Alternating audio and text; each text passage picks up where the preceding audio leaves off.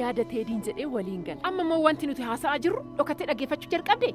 Niitii nana maaliif nan dhiistu ati? Barumsa isaa deeggaruu maa inni balleessaan koo? Maaliif nan dhiistu Galiilaa?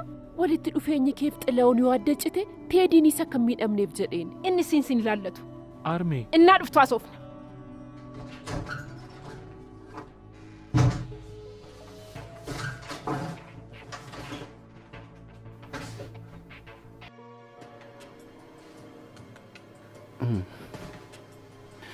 Intau gonkumaan ta'u waanan si dhisee deemus itti fakkaatee ture. Akkan si dhisee deemu yoo barbaadde cubbuu kee himachuu qabda.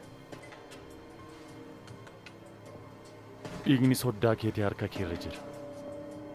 Isa ofirraa buusuu baannaan ati yoomiyyuu nagaan argattu. Kun hin ta'u xanna'u gonkumaa hin ta'u. Filannoon kan keeti.